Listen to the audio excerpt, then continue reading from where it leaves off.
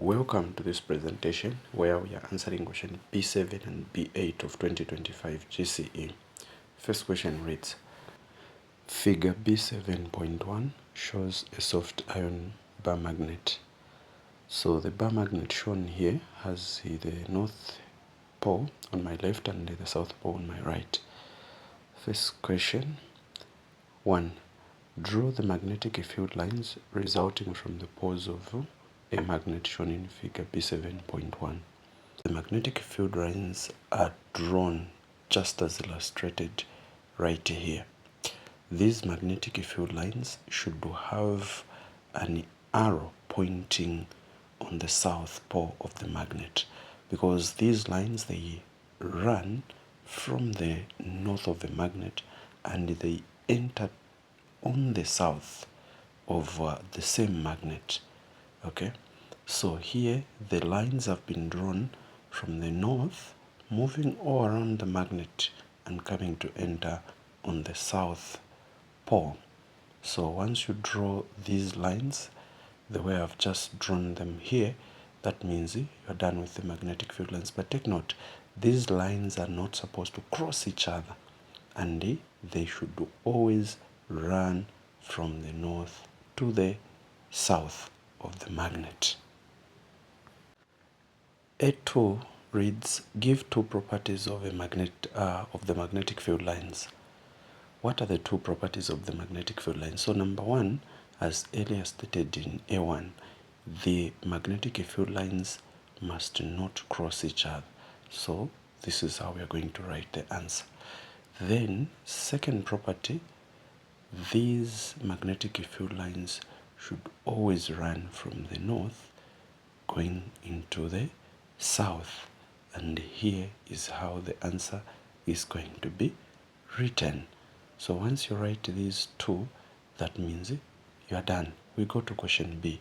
State two effects the poles of a magnet have on the poles of other magnets. So here we are talking about when you bring two magnets, what will be the effect of the poles on each other, on the two magnets that you've brought together or near to each other.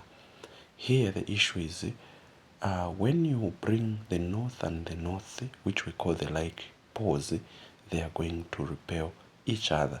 So we'll simply say like poles repel, which can be north-north or south-south. Another effect is if you bring two opposite or different poles of the magnet, the two poles are going to attract each other. So we'll say unlike poles attract, which is north and south pole. Let's look at question B8. Figure B8.1 shows a cathode ray oscilloscope. So here we have A, we have B, we have C, and we have D, and on the other end there we have the fluorescent screen. Okay. Question A says, name the parts labeled A and B. Some background information on how this cathode ray oscilloscope works is that when the filament hits the cathode, then the cathode emits electrons. Then these electrons will take a path and pass through the anode. The function of the anode is simply to accelerate these electrons so that they can travel at the required speed with enough kinetic energy. And then as they get to C, which are the Y plates, the function of the Y plates is simply to deflect the electrons, because we have to ensure that these electrons are directed all the way up to the fluorescent screen. So these, they prevent the electrons from moving up and down. After that we have part labeled D, which is the X plates. So the X plates, they deflect the electrons horizontally, meaning they prevent the electrons from moving on left or right side, because we want these electrons, as earlier stated, to go straight all the way up to the fluorescent screen. Now to answer the questions. Question A, we are saying the part labeled A is the cathode and the part labeled B is the anode. B. State the function of the part labeled C. As earlier stated, those are Y plates, and their function is to deflect the electrons vertically, that is up or down. C. State how the electrons are produced in the cathode ray oscilloscope.